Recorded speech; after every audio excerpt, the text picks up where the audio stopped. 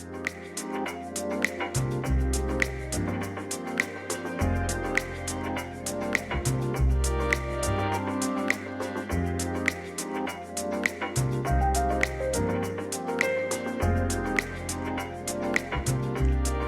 kia ora everyone.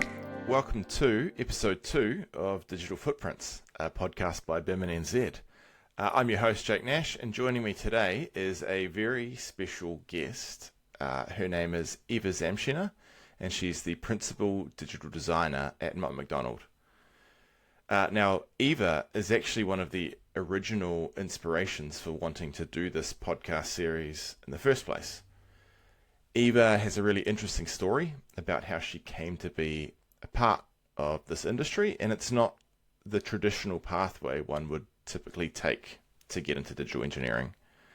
And so Digital Footprints was originally created to give our community opportunities to tell these kinds of stories, and it's really exciting that we can get Eva in so early within this podcast run.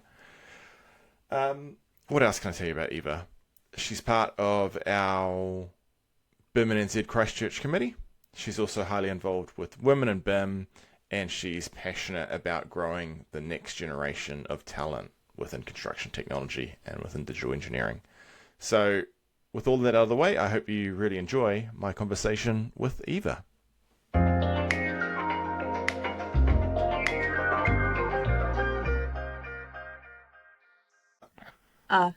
The only thing I know about my laptop, it's super heavy to handle all Revit versions. Revizto. Yeah. Do you like our wall? It's a new office of Mott MacDonald. Yeah, it's cool. What's going on there? Are you? Is this your house, or are you? No. It's a new Mott MacDonald office in Christchurch, and we moved to pretty much destroyed building. So it used to be destroyed during the earthquake. So now it's fine, and they kept the original walls, and they kept all the graffiti on walls as well. So it looks really cool. And architecture, I think architect was from Architectus. So they produced the design inside the office based on the color and the shape of those graffitis and those walls. It's so cool. Right. Yeah, it's cool. I love it. It's really Authentic. It's really unique. Christchurch vibe. Yeah. Very Christchurch authentic. Hey, happy birthday for the other day. Thank you. Oh, Yeah. tell me more. Did you do something to celebrate? No, I don't usually celebrate at the date of birthday. I'm always saying, give me the ticket to get away. This is the best gift ever. So we are going to Gold Coast tomorrow. Oh, cool. Oh, that's awesome. Yeah, I'm a big fan of experiences over presents as well. So if a trip away or a ticket to something cool is always a nicer present in my mind than just more stuff. But yeah, you're one of those interesting cases where your birthday's like right before Christmas. So you kind of, does it just all combine, or do you? It was always a problem for me. Like, it's 7th of December, so it means it's always the tough time of the year. So at school we had exams, at university we had exams. Now we have all those deadlines, no Christmas vibe at all at 17th. Yeah.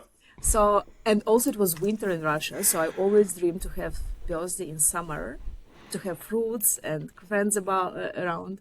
And now I'm in New Zealand and it's summer. Yeah. So, Yeah.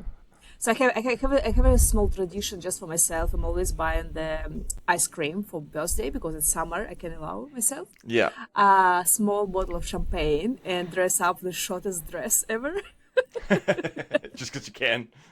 Because it's summer. Yeah. 17th of December. Yeah. Oh, that's awesome. Yeah. I love that. It's my birthday's in November, so I'm kind of right on the cusp where my partner's like, well, I kind of splurged a lot and went hard for your birthday, so I'm gonna we'll ease it up over Christmas, and that's a good. Hers is in the middle of the year, so she gets spoiled twice a year, which is probably the ideal, but it's also in winter, so she can't really have like people around, and although it's New Zealand, so it's never really gets that bad.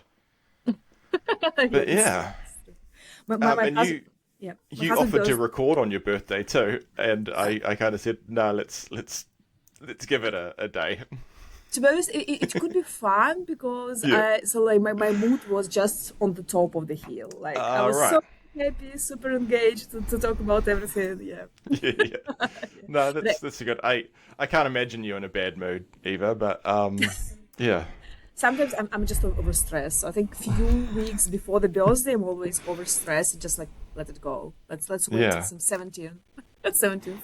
Yeah. Oh, awesome. Hey, well, I guess first off, thanks for agreeing to be part of this batch of the first five. We're really kind of experimenting here. You'll probably notice that at times I'll lag or I'll be a little bit grainy in the video, but that's fine. It's recording on both ends, so Okay. So you already record? Yeah, you it'll already yeah recorded. Yep. the it'll look good for the audience, even if it doesn't look good for us. So just keep Okay. that in mind. I'm learning all this as well as we go. But I guess for people that are listening that maybe don't know who you are, why don't you start by giving us a little bit of a rundown on who is Eva? How do you describe what you do to people that are outside of the industry? Outside of the industry? Oh, Yeah. it's a really good question. So I have two kids, 6 Mm. and 8 years old, and I think a few years ago I asked them, "Do you know what's my occupation? So what do I do for life?" And of course they had no ideas. Like they saw some pictures on my like some 3D views on my laptop, but so I explained to them that in the industry we have people who create the building. It's architects. So they just Mm. make imagination and create the shape of the building and how it's going to be look. Then people use someone like our dad, like my husband. He's structural engineer. So Hmm. then you need structural engineer to make this building stable and to not crash in the earthquake case. And then when it's created and when it's stable, then you need building services team who will make this building alive. So who will add mechanical, hydraulic, electrical, AV systems and all other systems. And I'm the person who support engineers in proper coordination of all those services inside the building. I think it's clear enough. So now my kids know Yeah. what to do. Yeah, it's nice. I've never thought about trying to explain it to a kid, but that makes perfect sense. By the Um, way, I asked Rada, my oldest one, a few days ago again, and like she's 8 years old now, as I said, and she said, "Oh, you're kind of plumber." I said, "Okay, it didn't work." yeah, yeah. Yeah, But then you've got, on top of that, you've got the whole digital side that adds another layer of complication and complexity to try and explain yeah. as well. It's actually another side how I'm always trying to engage kids because if you Mm. can explain to your kids what do, you can inspire all other people to use 3D and digital tools. So we live on the hill in Christchurch, and from our house we can see the new One New Zealand Stadium, and we saw it how it grew up, so how it has been constructed. And in the last 2 years, I was in the teams to support our internal structural engineers because structural Mm. has been done by Mott MacDonald. So I supported them in the Revizto journey. So I helped them to verify, navigate through the Revizto model, verify all shop drawings and I think it's construction models because the biggest challenge was that construction model has been done by some of the elements has been done by Chinese company, so they Mm. have all lots of data in Mandarin. It was quite advanced task to make it verify and make it review the model in Revista. So my kids they had chance to look at the model on my screen on the big Oh, screen yeah. in the office home office and also just look in the window and saw how it's Yeah. constructed. Oh, that's also because you got this immediate Yep. visual connection Im- between the digital yep. world and the built world. That man, that stadium is enormous. You can see it from everywhere in Christchurch because Christchurch is so Yep. flat and it's like right in the Mhm. middle of the Yep. main urban realm. So it's going to Mm. be cool. Like when it's up and running, that you'll have these events right in the middle of the city.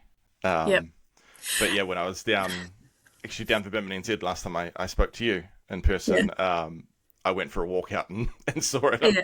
You come around the corner and you're like, oh, yep, there it is. Yeah, There's no it's missing it. everywhere. Yeah, Yeah. yeah, yeah. You can see it from everywhere. And the thing that always blow in my mind, so since I joined Mott MacDonald team, So you see it beside engineers, and they like 30, 40, 50 years old guys. So it's like pretty much our age, our generation, and they create such a cool thing, all the structure, and it's like it's stable and it's alive, and we can see it from our windows, from our office. It's just it's kind of link. So like you're adult now, and you can create something special, and you can make it done. Like it's so cool. Yeah. Oh, that's awesome. So what does a good day look like for you? 9 to 5, probably 8 to 6, I imagine. It's a really good question. I had been asked about that a few years ago by one of my friend as well, yeah. and I would say that's why I have the answer. So my best day, like ideal day. Are you asking about a regular day or ideal day? Let's go ideal. Ideal. What's a Okay. great day look like for? Okay. So the great day, Yeah. I would wake up at 6 a.m. in the hotel, somewhere in country or in other countries. Will have my usual morning exercise, always like I'm not skipping it. Then I will have breakfast, like proper breakfast with two hands, like no kids around. So I will have This is a great start, by the way. yeah. So I will have my own 20 minutes having my proper breakfast. Then I will go to office and will help engineers. So we'll do the thing I love to do. So we'll contribute my knowledge and my skills to the project, which always inspire me. So it means that I will help. So my expertise will help someone to deliver something better. Then during the day, I will have lunch outside the office always, just to get fresh air and refresh myself as well. And sometimes I'm trying to do something nice during the lunch, like it's just to help someone, ask someone something, like to do something different. Then come back to the office again at some meetings or make some ideas or resolve some tasks, not like regular tasks or something different. Then jump to the plane back to Christchurch, to my amazing house on top of the hill, to my kids, and have next maybe 2-3 hours just with kids and family, read books for them before they go to sleep, tell them the story about my very busy day in the office with engineers, with clients, with project managers. And then maybe have a hot shower and go to sleep. That sounds It's ideal. yeah. Asa, you probably don't know this, but you and your story were actually one of the main inspirations for starting this podcast or trying a podcast out. So when we last spoke, you were telling me about your kind of quite unconventional way into the industry, which we'll get to in a minute. But and I was talking with Fazim, who you'll know, who's the national chair of BIM and NZ. And I was saying, how do we get this story out to more people? Because it's such a fun and interesting story, and it's a good story for young people that are looking for ways in to understand that it's not just a single door to get into the industry. So I think it'd be great to kind of dive into that a little bit. So why don't you just start by kind of telling us and telling the audience what your entry into the industry looked like? Yeah, it's a funny story, and I love stories. Yeah. So back in Russia, I'm originally from Ural region, from Yekaterinburg, from Russia. So back in Russia, how many years? 14 years ago, I got married, and for our second honeymoon, it's like in a year after the wedding, we arrived to Christchurch with my husband. We arrived to New Zealand to celebrate honeymoon in New Zealand, and the first destination was Christchurch. So we arrived to Christchurch. I had no ideas what is it, like what happened here, but in reality, it was just 1 year over the huge earthquake in February 2011. So we arrived first time in 2012. And I still remember the center of the CBD was completely destroyed after the earthquake. It was a fence around it, they called red zone. The red zone, yeah. Yeah, and it was containers and destroyed buildings. I was shocked, and I have never been involved in the construction or design industry before. I used to be a macroeconomist, work for government, and I just was like a young married woman who just wanted to celebrate honeymoon. But my husband, he's a structural engineer. And I still remember the moment when we stood behind the fence, and he said, "Have a look how much work will be here in a few years." And this phrase just changed our lives. So we traveled. So we took a car and flight. So we traveled from Cape Reinga to Bluff, from north to south. So pretty much visit all big cities of New Zealand, and we both been in love with Christchurch. I think Alex was inspired about the potential workflow here, and I personally still remember it was on the road. It was a like science from the community, and it was the picture photo of couple. They had a cheese in their hands, and the phrase by them that we love our city. So we used to have the business here. So I'm assuming that they produce cheese. We used to have business, but unfortunately after the earthquake we had to close it, but we definitely will come back. It's still so emotional. So I just felt the vibe of the city. It's kind of like community and vibe. So we came back to Russia and we thought maybe we should do something different in our life and maybe help community to recover the Christchurch, to recover Christchurch. So we made a plan. It was 3 points in this plan: to buy business and migrate as investors. The second one was to get a job here and migrate as to work here directly. And the third plan was student visa. So we found that we don't have enough money to invest in New Zealand business, of course. Yeah. Alex couldn't find job remotely because every time when he been interviewed by New Zealand companies, they said you have a great skills, but you are away. So if you come to New Zealand, we definitely will hire you. So we decided to follow their third plan to get the visitor visas.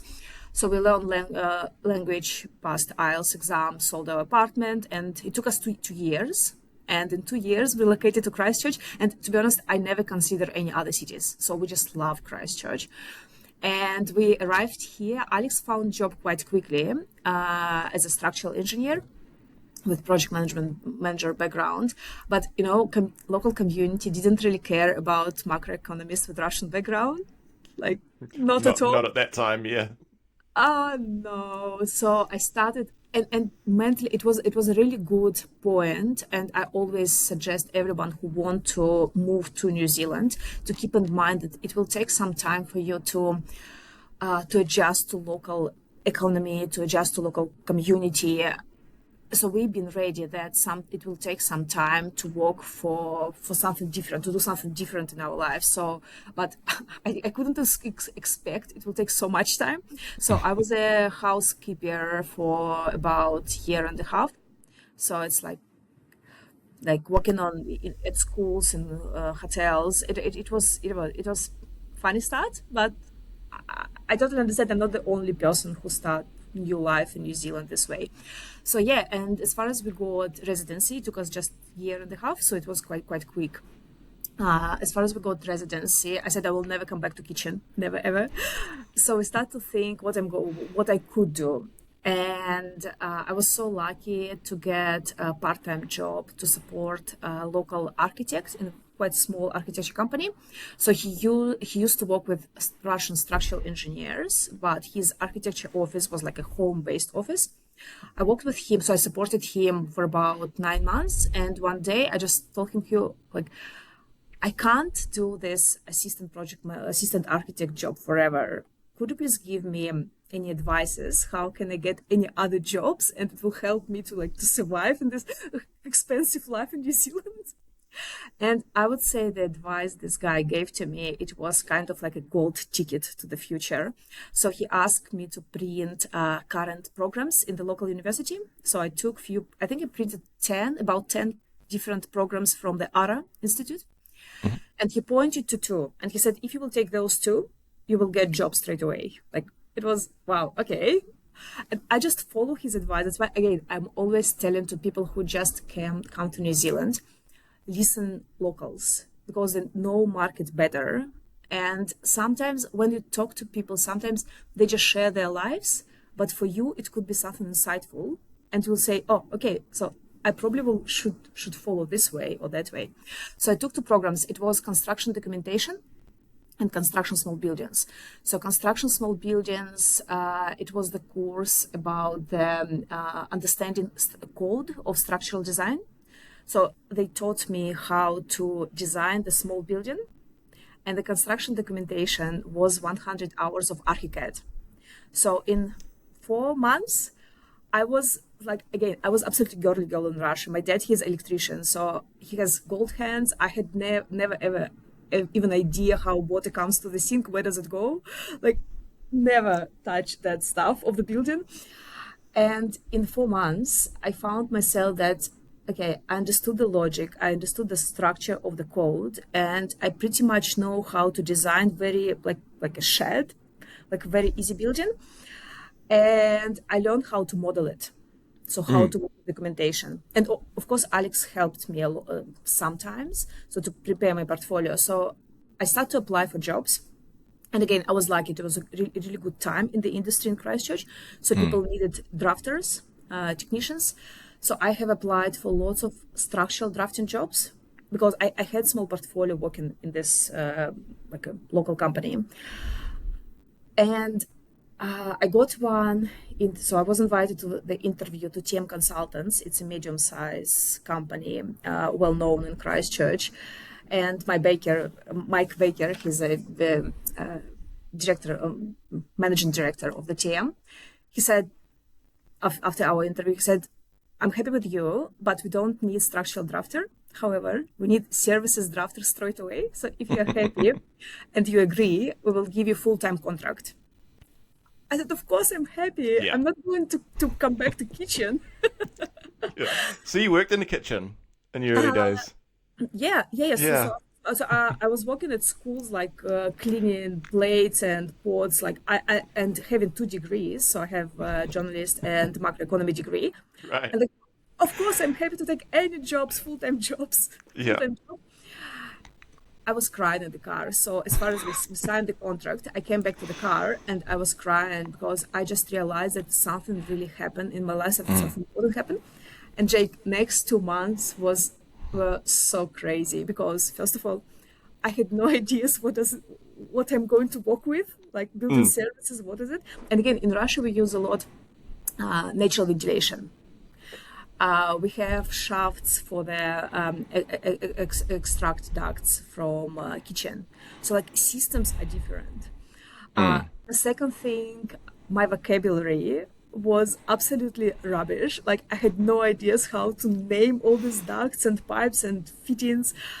And the last thing I was, so I learned ArchiCAD, as I mentioned, at the era. But TM at that year, they worked with AutoCAD. Like it was a new program, new systems, and new words. Like, wow.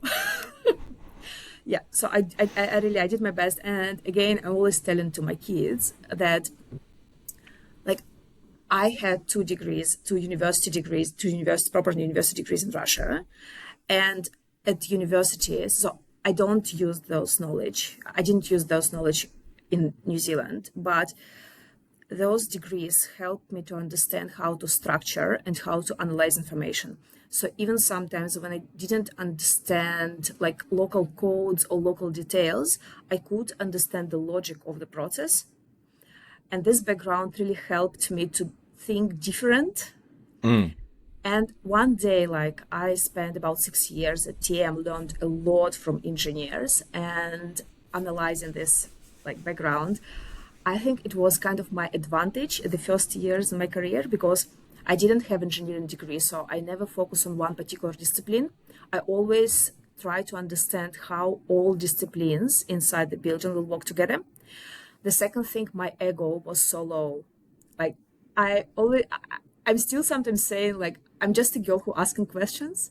So I always been open to learn from site visits, from engineers, from my own mistakes, or like lessons learned from engineering, like here and there. So how we can do it different. And the third thing, again, reflected to those few years, as pretty much all migrants, we think that our language is not good enough to progress in career.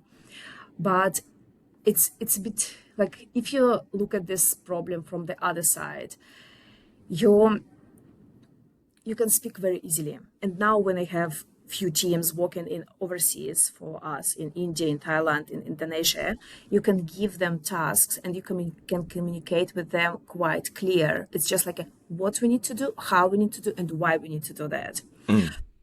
So yeah, I spent about 6 years at TM. Again, as I said, learn a lot. And quite changing point was one of my projects. I think it was in 2017 or 18. We designed a commercial building in the heart of the Christchurch. And so the part of the contract was to digitalize design and coordination in 3D. So we produced 3D model to coordinate mechanical systems placed below stairs. And I was involved in this project. And when I saw what we created, I thought, why do we do it in 2D? Like, what's the reason? We can't coordinate services with structure, with architecture properly in 2D because it's flat, and building is like, it's not flat, right? It's not flat.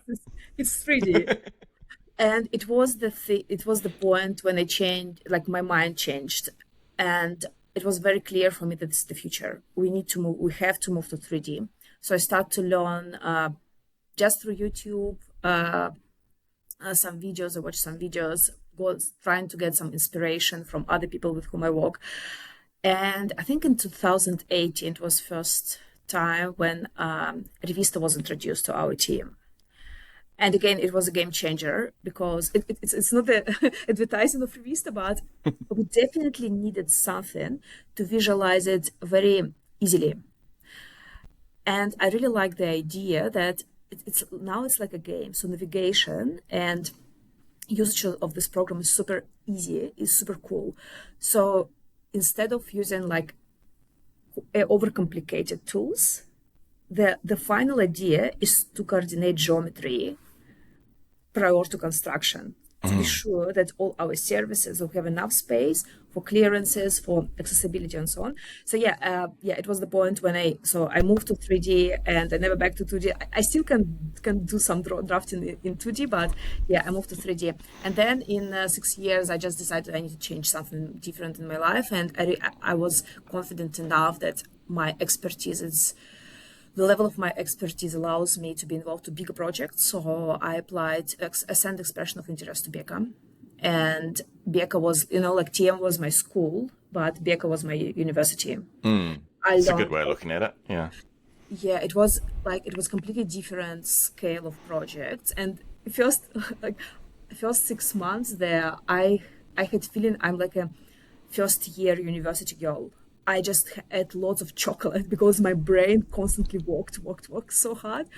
And I always thought, okay, I used to work with big projects at TM, but those projects, they're just like they're much bigger, like much bigger. Like I can't do it. And when we completed, I thought, okay, I can do it. All right, I'm good enough to do it. So it was my experience, and BECA team was amazing. And I would say on the market, they have the most structured workflow, the most structured BIM processes. And if someone from university or graduates ask me how to start the career, I would definitely will recommend do not start in BECA, because if you start, you can just stuck there because it's just too cool. But when you learn something different and then just make it the next step, like elite part of the industry, it's really great place to learn the high level of quality. And in a few years, I moved to Mott MacDonald again because I always wanted to be involved to the bigger projects, and because like every time when we travel and I visit museums or airports or galleries, I'm always thinking, how did they hide all ducts? Like where they are? How did they coordinate it? I just can't stop thinking about it. Like truly, my photos from vacation, they're full of pictures. I know the feeling. You probably have the same. And my next dream a few years ago was to be involved in curved buildings like Zaha Hadid building or Calatrava buildings, like really complicated architecture shape buildings. And it was the first thing, and I'm still follow this dream. So I still didn't achieve it yet. But another side of it was to be involved in projects like airport or gallery. And I'm so lucky that people who interviewed me 3 years ago in mods, they heard me. And in last 2 years, I was involved in the Auckland Airport project to support engineers in coordination, especially with fire stopping requirements, because we know that seismic design and fire stopping design, unfortunately, not really integrated to coordination at early stages. And usually at the end of or middle of detail design, services and structural team and architecture team always faced with the problems of recoordination because the sufficient space for clearances not provided.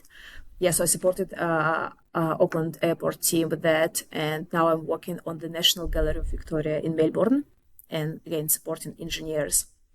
Oh, that's an awesome project. It's really challenging in some reasons, but you know, actually listened podcast few weeks ago, and it was a really good idea. Like if you want to make something standardized, like if you want to make your work follow the standards, never hire Russians because they never read standards and all those like lots of papers and bureaucracy documents to read and follow. But if you need to resolve advanced problem quickly and make something different, hire Russians. So Yeah. so I like this. I like structure. I think it's my background in macroeconomy. So I like to analyze how we do what we do and how we can improve it. But my biggest passion is to resolve advanced, complicated problems, especially.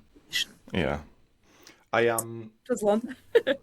It's good. It's awesome. It's so inspiring, and the fact that this took place in such a condensed period of time as well.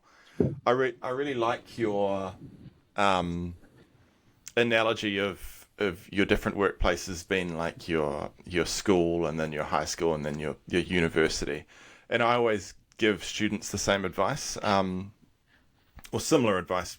Architectural students, I always encourage them to start in a small firm if I can, because they all want to graduate and go to the biggest, best firms on the planet, and that's totally admirable. But my start came in a really small 6-person practice, and you get to see a whole project, and you get to sort of own a whole project, and you get quite high turnover within the first year that I was there. I probably went through about 3 or 4 projects, all schools, so high schools, and then that really prepared me for a step into a bigger organization.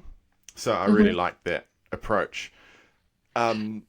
Somewhere along the way, digital and leadership within the BIM space kind of became what you were known for. Was there a moment where that like really clicked for you, where you're like, okay, yeah, this is my path. This is the thing that I'm really interested in and want to go down? Or was that just kind of a natural progression?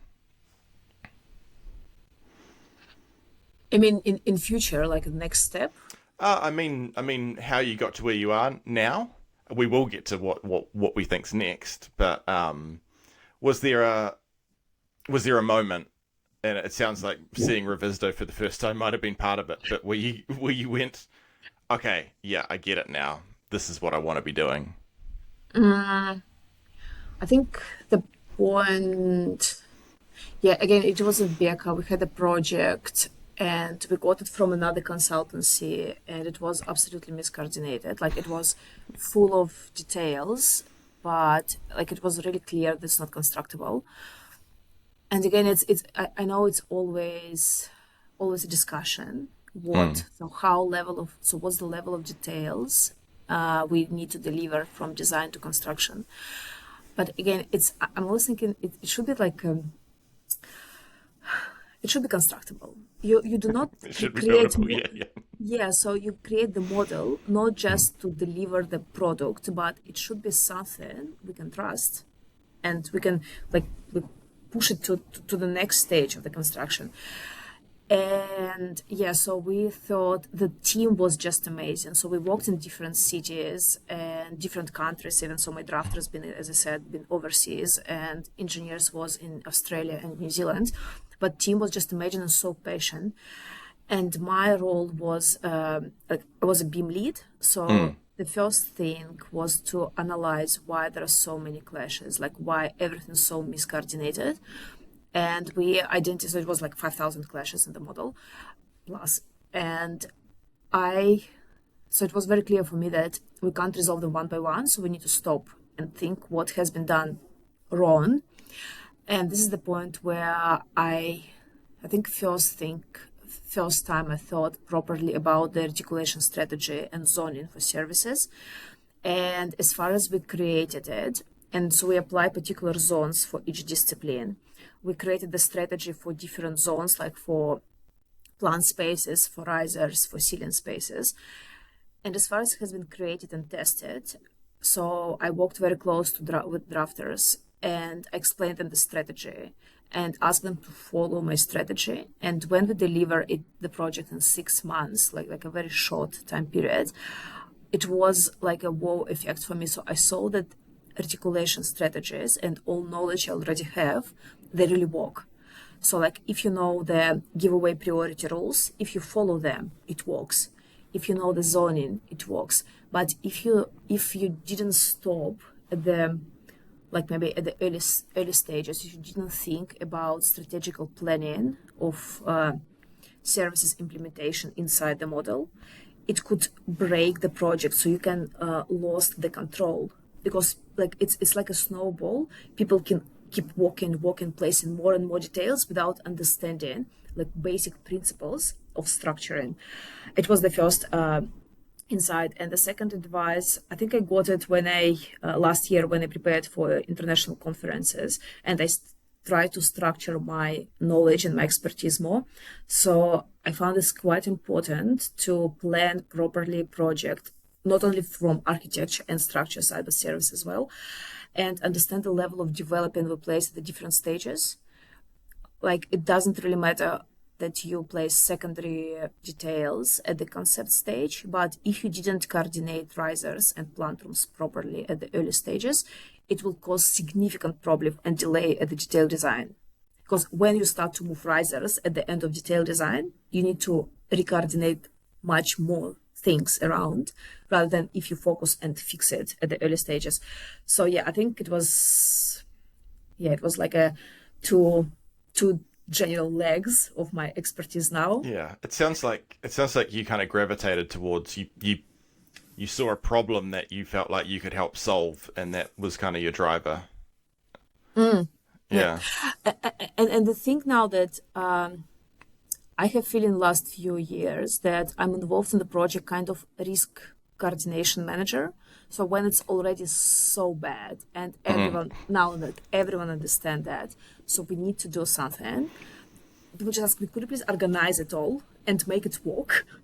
Yeah. And this is what I think could be my next step in my career, to advise team and to explain to architecture and structure team to understand them the principles of services. Like we can't make work 300 millimeters ceiling space for 300 millimeters high duct. It couldn't work because the duct will need gravity support or seismic support, plus we need clearances because ceiling not just flying in the space, it needs to be supported to the slab above. So it's kind of understanding all those details. Yeah, that's interesting. I liked your comments around buildability, because that's something that unfortunately quite often gets overlooked. I was chatting to some of the construction teams we're working with the other day, and one of the guys, I won't say who, but he said to me, you can have the most beautifully coordinated model on the planet where every clash is resolved, but if you can't build it, none of that matters. If you can't lower the stair in with a crane, then it doesn't matter that it's coordinated because you can't build it. And I went away thinking about that, like, yeah, of course, it seems so obvious, but we put all this effort into coordination, and somewhere in it, we lose sight of buildability a little bit. sometimes. Yeah. Certainly, I mean, I'm from an architecture background. Certainly, we we lose sight of buildability a lot. But And this is actually why I really love the idea of being a New Zealand community, mm, because like in the last 5 years of my career, again, I'm just a girl who asking questions. I'm yeah, always trying to catch up with guys from construction side and ask them, could you share with me lessons learned? Because this is the mm, best way for me to learn and implement it in the office so we can predict those risks at the early stages. And I know there are lots of discussions and arguments still inside the industry that we do our stuff and you do your stuff and we will make money, but fixing your mm, problems, it, it's it's not how it should, like it's in most of projects, especially government projects, it's my money. So all those schools, hospitals, it's my taxes. I really want to make it deliver better. that's a So, really interesting way of looking at it. Yeah. and I really like the idea and the changes that we oversee currently on the market, design and Mm, build, when designers and builders work together, and when we get comments and feedbacks from construction managers at the early stages, design managers at the early stages, so we can resolve the problem at mm, the preliminary or concept, not when we deliver detailed yeah. design. So you finding yourself working more in design build um, contracts and situations? I think it's a future, so we definitely Mm, will be there. And I was talking in February on the conference in United States in Washington with American guys who in the same mm, industry, so they're already there, and the advantage is absolutely enormous. But the main thing, people should talk to each other. yeah. People should just slow their egos and keep asking, like, what do you need? How do you need? And ask another side about that. Yeah. Well, that's certainly the kind of construction future we're preparing our construction students for now, because that's where we kind of foresee the industry going in a large way. But yeah. Um, Speaking of students, you have spent a lot of time in leadership and mentorship roles. You work with BIM and NZ, obviously, but also with Women in BIM, and you present to industry a lot, and you teach, don't you? You do a bit of Yeah. teaching at ARA. Yeah, Um, I had three or four sessions at our yeah. last year. Yeah. So I'd love to dive into that. I want to start with Women in BIM because, Mm. from what I understand, and correct me if I'm wrong, you originally got involved with Women in BIM as a mentee, right? Yeah. Yeah. Yeah. And the funny thing is, it's another example for students never give up. Like first Yeah. time when I applied to this program, my application was rejected. So like no one contacted me in first year. I was in TM, and I said, okay, maybe maybe I'm not as good for them for to be even a mentee. Yeah. So I have applied in a year, and yes, I got the interview with Monica. Yeah, I think it was Monica from Just Max from Ah, right. Is yeah. this before, or this is before you guys did the panel together at Built? Oh yes, yeah. It Yeah. was about Yeah. Yeah. 4 or 5 years ago. Yeah. Did you recognize each other? Oh yes, yeah, Yeah. yeah. Okay. Uh, and this is another thing. Like you never know. Like Mm, that's why I'm always talking like talk to people because you yeah. never know how these people will comes in your life in future. So Monica interviewed me, and then I got absolutely amazing mentor. So I again, it's another thing for students and like for for everyone who started their careers. Even sometimes, even if you don't know what's your final destination and how you can achieve it, it's always good to have your own goals because no one, like apart yourself, knows how your future will develop. Mm, And when I came to the interview with Women in BIM to be a mentee, I had no ideas who will be my mentor, how it will run. Like really had no ideas, but I wanted to talk to someone from construction industry. I wanted mm, that my mentor to have the not design but construction background because I had lots of questions, and I wanted to see how they resolve the same problems from construction side. And Women and Beam gave me absolutely amazing mentor. This guy, he was from Australian construction team, uh, right. construction company. It was overseas, plus it was male, plus it was construction design manager and VDS manager. And I think we had once per month, we had sessions. So apart from the introducing sessions, all other sessions been very well structured. So I always had questions like, let's talk about plant rooms. I have this challenge. Show me how I resolve similar challenge in construction. So we had two models, and I shared with him how I do, and he gave me some feedback, some advices, and introduced how they do it in Australia. It was very insightful. Like I would say that you never get the same experience in academic, unfortunately. Yeah, and this guy at the end of all our sessions, he asked me if I ever shared my own experience, like my own expertise, and I said, no, I'm just here who just helping engineers. Like, what can I share with the industry? And I think he helped me to grow up my confidence, and he said you definitely need to structure your knowledge, and you need to prepare some presentation or something and share it. And he told me about the Build NZ conference. Mm-hmm. It was fun because again my English was not as good as it's now unfortunately, so I took a tutor from United States, so he helped me to improve my business English, and we prepared my presentation for 15 minutes because in some reasons I thought it would be just 15 minutes because who I am to share what I Yeah. know. And then someone from Build in New Zealand talked to me and said, like maybe a month before the presentation, and said, "Oh, presentation will be 45 minutes." I said, "What? Like, how? I can't Yeah. talk 45 minutes and engage people for 45 minutes. Listen to me." Yeah, it was a great journey. And again, never don't like don't panic. And if you Mm. think you're doing things right, and if someone opened the door for you, just go. You have no ideas how your journey will end up at the end, but uh, just Mm. enjoy the walk through this door. So I presented on the NZ Build NZ and became a top 10 speakers. Yeah, I remember you got voted one of the top 10, which was awesome for someone that was terrified that they couldn't speak clearly enough or with enough clarity. I missed your talk because Anton and I had a co-presentation at the same time, if I Mhm. remember correctly, on that horrible Yeah, yeah, Saturday morning where everyone was hungover. But yeah, it's a tough slot. So not only to yeah. get a top 10 speaker, but with that first thing on Saturday morning slot, means you drew Mhm. enough people in to vote for you as well, which is But you awesome. know what? So I had BMNZ conference, and then I had Revap in Washington in Mm. February.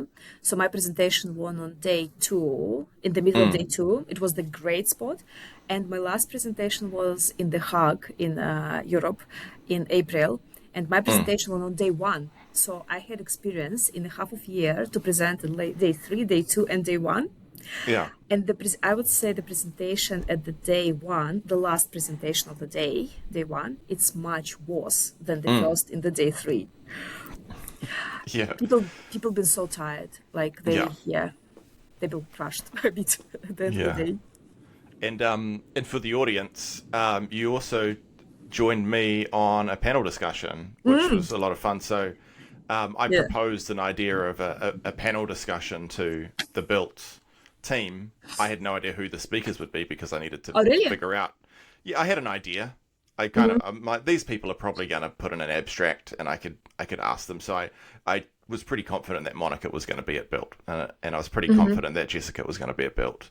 Um, but then for the rest of them, like Tom and Ryan, like I kind of thought they'd probably be there because they'd been there in previous years. But I was just starting to sort of get an idea of who you were, and you were becoming quite prominent through kind of our kind of networking channels, and you'd announced that you were going to be at Built. So I thought this is a really great opportunity to reach out and Mm-hmm. introduce myself and see if I could get you on the panel. And it was Mm-hmm. supposed to be all about digital innovation Mm-hmm. and how we can upskill our internal teams and kind of push towards the next big thing. But we ended up talking for the whole 50 minutes about supporting people and growing people. And I think it was just interesting that that's where we naturally gravitated. So it's Mm-hmm. no surprise to see that you're teaching and to see that you're in mentorship roles with various people. So are you working as a mentor now within Women in BIM, or would you be Uh, interested in doing that? Not this year again, because Not this this year I year. was very busy with Yeah. presenting overseas. Mm. Last year I was mentor, and last year I supported the ARA Institute BIM program, so I Mm. had 3 sessions there, 3 or 4, I don't remember. Yeah. Yep. And what about the stuff with ARA? It's ARA that you're Yeah, it's teaching at? Yeah. ARA. Yeah, yeah, How it's are you ARA. finding that? I think they still have this BIM program. It's quite promising, but as you mentioned at the start of our conversation, like BIM industry, I can't anymore say that it's still growing because it's Mm. yeah, like it's nowadays, it's already here, it's already in place. But people come to this part of the design and construction industry from different sides, and sometimes they don't really know how those knowledge can help them to develop their different skills. So this program was quite interesting because they have people with different backgrounds from QS, project management, and so on. So it was more like introducing and inspiring people. And actually, this Mm. is what I found in the last 3 years working in the industry.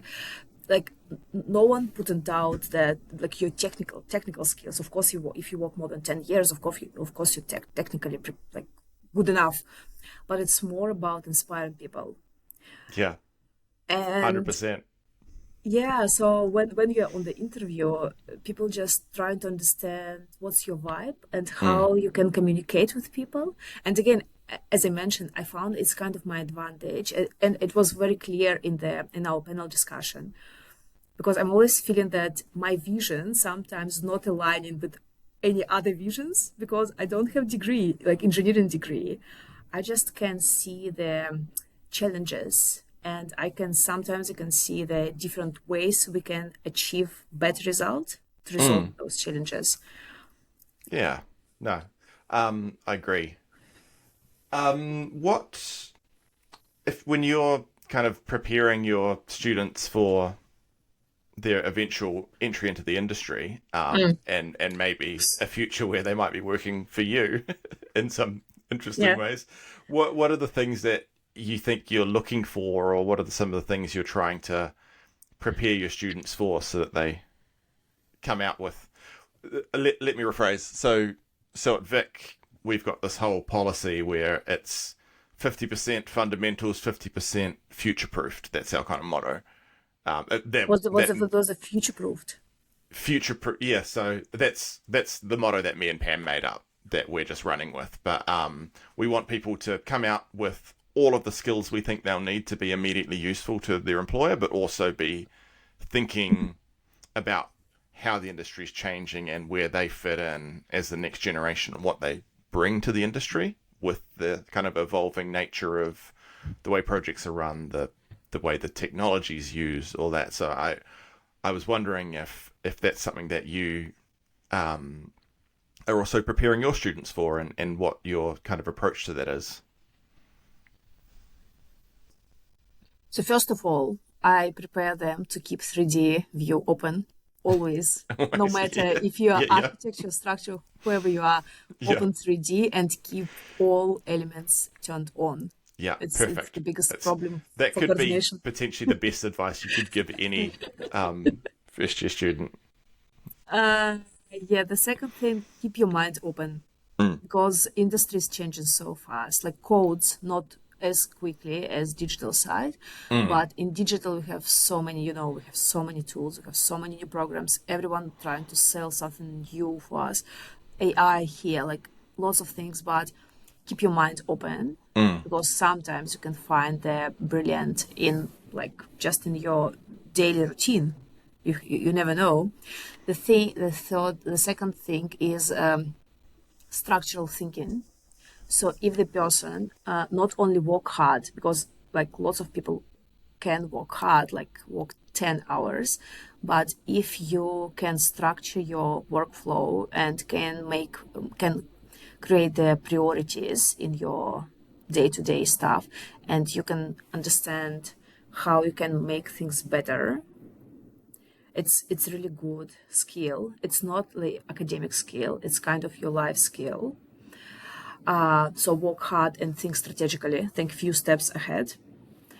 And the third, so like open mind, strategical thinking, and so strategical hard thinking, okay. And the third thing is, I think it's communication skills, because at the end of the day, it's all about collaboration and communication. So if you just sit in and keep doing your, again, day-to-day stuff without thinking the next steps and without predicting the possible risks and not communicate it to anyone, you could be the problem in the business. Yeah, subtle way of putting it. Yeah, even things like teaching. What we're finding is teaching people to pick up a phone, know when to actually just call someone. Or, That's why actually I totally agree with you. It's a really good advice to start from the small company, because in the small and medium company you always have chance to talk in person. In big yep, companies, when you have 400 people in the office, sometimes you don't understand who you are and what to do here. But in yeah, small companies, communication is much clear, and actually everyone see what like the involvements of everyone. And if you don't work good enough, it will be very clear. And then again, it's not about just telling people you're not good enough. It is about asking, like, what do you want to achieve? Like, why you think, so how you think you could be better in your role? What do you think we all as a team could do better? It's all about talking to each other. yeah. Um, I want to ask you a little bit about what the future looks like in your mind for our industry, and maybe even for yourself. Is there something like when you look ahead, next 5 years, maybe 10 years, is there something that you're really excited about, either in the industry or even within your own work? To be honest, I just thought I really enjoy this talk. It's the best start of Friday. Oh, awesome! It's just Oh, let's do it again. Yeah, yeah, I really love when people ask me questions, not only when I ask people. yeah, yeah. Ask me. Yeah, it's a good thing to reflect. Yeah, I think it's pretty much two pathways for me, I would say. The first one is towards the industry consultancy, Mm-hmm. again to supply design construction team in better planning and structuring not only digital workflow but also design workflow. So it's more design management and helping utilize tools and new programs to speed up the process and make it more efficient, the process of design. And the other path could be construction. And I Mm-hmm. really want to touch the ground. I think I'm confident enough that my skills will be very useful, because again, I know how to talk to design team. I know how to link together design and construction, and I really want to see the results, like touch the result. So I really want to try myself in construction industry. But the funny thing now, like my appetite is huge. I love big projects. I love like something that keep my brain working and changing my like my mind time to time. So yeah, it could be the two general pathways. And I'm still dreaming to be involved in projects like Zaha Hadid Bureau, Calatrava. That's something that just blow in your mind, how it could be designed and like structured, and how all services could work there. It's yeah, it's cool. Yeah. And I think I didn't tell you, I created, maybe like when I was in TM, I had, so again, I reflected of my workflow. So how do I do some things here and there? And now I have a 15 minutes rule, and I share it with all students and my mentees and even my kids. So when you have the question, whether you have the challenge or the task to complete, spend 15 minutes trying to find solution by yourself. If you didn't fix the problem, spend another 15 minutes Mm. Googling or using AI. So you already spent half an hour, and if you still didn't find the solution, talk to someone or call to someone who more experienced than you It could be like different people, a technical director or your colleagues from another company, and ask them if they had the same challenge and how they resolve this problem. And after all, if you already spent 45 minutes all together with AI, with your brain, another person's brain, and you didn't find the solution, go away, like have a 15 minutes walk, just refresh yourself, and 15 minutes, in those 15 minutes, think how you can rephrase the problem, how to you can rethink the solution, and can you make it done different way. Trust me, if you spent already an hour and you didn't find the solution, maybe this problem is not as big as you think. Maybe just leave it. Or most, like 90%, 9 of 10, in an hour, you will find the solution. You will find the answer. And it works. It works really well. I love that. Stepping away from a problem and just coming back with a fresh perspective and a clear mind is so helpful. And I think that applies to everything, not just our industry and our workload, but just even stepping away from a conversation and coming back to it with a fresh perspective can usually help. Or you can't find something and then you come back and that's right, I remember where I left. So why not apply that to how you work? I think that's great. It's great advice. I used to do that. In the office that I used to work at, there was a lagoon. I don't know how well you know Wellington, but there's the City to Sea Bridge, and then there's a lagoon that is a circle loop. It takes about 5 minutes to walk around it. And so you just step outside, walk around the lagoon, and go back in. And I do the same thing now at Vic. I just to do a wander up and down Cuba Street, maybe grab a coffee on the way back, and then come back to it. And I'm like, it's actually not that complicated. I was just too in the weeds. Yeah. We actually have a fitness just on the other side of the road from our new office. And when I'm overloaded, like again, working on the complex projects with 30 people from different countries, I'm just sometimes at 12, I'm just shutting down my laptop for lunchtime and go to gym and spend half an hour in gym. And always I'm coming with a fresh energy, always. Yeah. Is there a tool that you feel like you can't live without these days? You mean in work? At work? In your work. Oh, Revit. Like I can't work without Revit. Revit. Without Revit. Yeah, okay, that's a pretty easy one. Is there something you do every day that is essential to your work day, and when you forget to do it, you notice?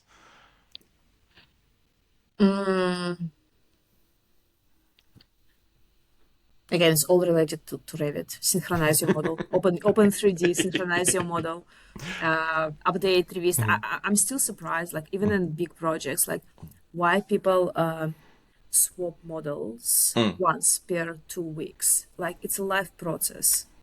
I need to know what architecture and structural team doing. So if I am managing Revizto project or ACC project, I'm always ask people with whom I work or third parties to swap models as like twice per week, especially closer to the detailed design delivery. Because otherwise, like how you can coordinate if you don't know what's going on in another model? Yeah. that makes sense. Yeah. For me, it's if I forget to go outside, my day gets very, very long. Yeah.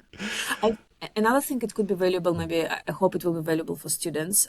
Always come into the office on Monday. I always make a plan, and I usually use 3 pens, black, blue, and red. It's very organized. Yeah, it's kind of school, but again, I have the calendar with all those meetings and so on, but it's my own plans. This is what my priorities, what I want to do. And I just love to take a very thick red pen and just check it out. Like it's done, this done, this done. Yeah. Go to this person, done. Those particular 0.6 Artline pens are the best. I love those. Yeah. I have them in every color. I have to buy my own now, but yeah, Yeah, I've still got a bit make of a a gift, stash. make a gift for Christmas. Yeah, yeah. Um, Hey Eva, it's awesome to talk to you. This has been a lot of fun. And yeah, it hasn't been that long since we spoke, but I feel like we covered a lot of Refreshed. ground. Yeah. Um, if people want to reach out and chat to you, are you open to people asking you questions? And if so, what's the best way for people to reach you? If they're in Christchurch, I'm absolutely happy to catch up for coffee next year. Like, I'm always open and I'm happy to inspire not only students. Mm, I had in the last 2 years, I had a few very valuable conversation with girls. I call them boys and girls. Like, I don't like yeah, woman and male. Like, yeah, I had chat with a few girls who just been over their maternity leaves and they been absolutely like mentally crushed and had no ideas how to start in the changing industry. And yeah, so again, it's kind of fresh air just to give someone something to think about. So if someone needs advices or just want to refresh their understanding of what's going on in the digital industry and design and construction, yeah, happy to catch up in Christchurch. I'm in Auckland time to time, mm, and yeah, I don't really like texting because like when my day is over, I usually just turn off my all my devices and spend time in love to real do that. life. Yeah, Yeah, just with yeah. kids and family and have some activities. But yeah, LinkedIn is the best way to contact Hmm. me. Great. And of course we'll be doing some BIM and NZ events in Oh yeah, Christchurch next year. You'll more likely than not be at those, so people might bump into you there as well. yeah, and we already have the program for the next year in Christchurch, and I would say the first one will focus on academic preparation of our future generation. So we definitely will target student and tutors from Canterbury University and other. God, you're so organised. How you have Well, we haven't I need even a plan. started talking about the Wellington events yet, but No, we know we'll do three probably. And we're just and then figuring out where drinks. those fit. Yeah, yeah, and then Yeah, drinks, then of some course, drinks. bit of Yeah, food. yeah. Um, I'm always saying you need a plan, like mm, everywhere in your private life or in your work life. Give a plan, and people will follow you. yeah, This kind of yeah leadership definitely. yeah. No, it's great, Eva. You're incredibly inspiring. You're determined. You're so assertive, but also very personable. And I think Tell those me are more. all those are all really great um, characteristics that have taken you very far in this industry. So, look, thank you for taking the time It was to pleasure. talk. I yeah, We'll see each other very great time. soon. Yeah. All right. So that was my conversation with Eva. I hope you really enjoyed it. I always love chatting to her, and she's always got such interesting stories and things to say. Now, that was actually the first episode that we recorded. They've been published out of order, but you might have been able to tell that we didn't quite have our kind of exit strategy and wrap up quite nailed. So I thought I'd just pop back in and say thank you all for listening. And if you really enjoyed this episode, episode 3 is already available. So please check that out. All right. Thank you, everyone. Goodbye.